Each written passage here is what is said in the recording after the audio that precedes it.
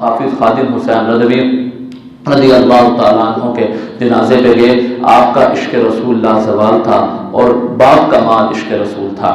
مختصر یہ کہ پھر وہ ایک رات آئی کہ جب روح میرے پیرانے خاکی سے نکلی تو روزے سے آواز آئی، او میرا فقیر آیا.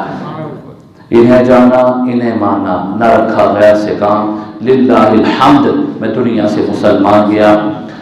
عابد مبارک صاحب ایک ہیں، وہ بتلاتے ہیں کہ جو ہمارے اب امیر محترم ہیں حضرت علامہ مولانا سعد حسین رضوی زیدہ مجدہ شرفہ و تعظیمہ، وہ ارشاد فرماتے ہیں کہ جب آپ کا وصال ہوا، ربیع الثانی کی چوتھی شب تھی کہ میں نے اپنے والد گرامی سے عرض کی کہ ہم جو ہیں خاموشی سے مدینہ شریف چلتے ہیں، عمرہ کراتے ہیں، سرکار صلی اللہ علیہ وسلم کے روضہ کی زیارت کر لیتے ہیں. اب کمال کا جواب سنیں. جو غیرت مند بندہ ہوتا ہے نا، اقبال کہتا ہے نا، سنے گا اقبال کون ان کو، یہ انجمن ہی بدل گئے ہیں، نئے زمانے میں آپ ہم کو پرانی باتیں سنا رہے ہیں. جس کے دل میں عشق مصطفیٰ ہوتا ہے نا، وہ ڈرتا ہے کہ یار میں نے کون سا منہ لے کر جانا ہے. اگرچہ ہمارا عقیدہ ہے کہ قبلہ نے بڑے کام کیے، بڑا دین کا کام کیا، لوگوں کو اٹھایا. آپ کے اندر علامہ اقبال علیہ رحمہ کی روح بھی نظر آتی ہے، حافظ عبدالستار کی بھی روح نظر آتی ہے، علامہ احمد شاہ نورانی کی بھی روح نظر آتی ہے، آپ کے اندر ہر عشق والے کی روح نظر آتی ہے. خیر حضرت علامہ مولانا الحافظ القادری خادم حسین رضوی رضی اللہ تعالی عنہ نے کہا کہ میں کس منہ کے ساتھ مدینہ شریف جاؤں، میرے کو اعمال ہی نہیں ہیں.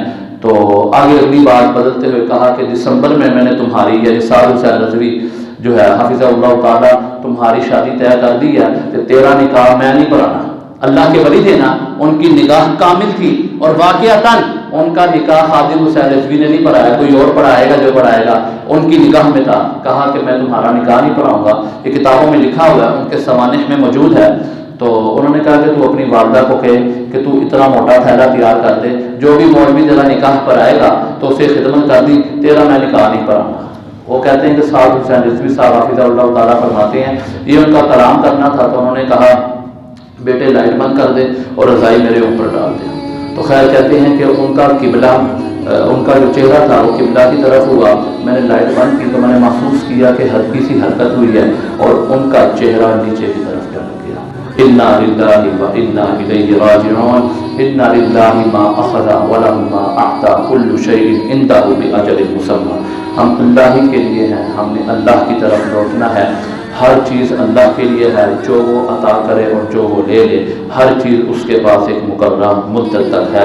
ہم سوئے حشر چلیں گے شاہ ابرار کے ساتھ، قافلہ ہوگا رواں قافلہ سالار کے ساتھ. یہ تو طیبہ کی محبت کا اثر ہے، ورنہ کون روتا ہے لپٹ کر در و دیوار کے ساتھ. وآخر دعوانا الحمدللہ رب العالمین.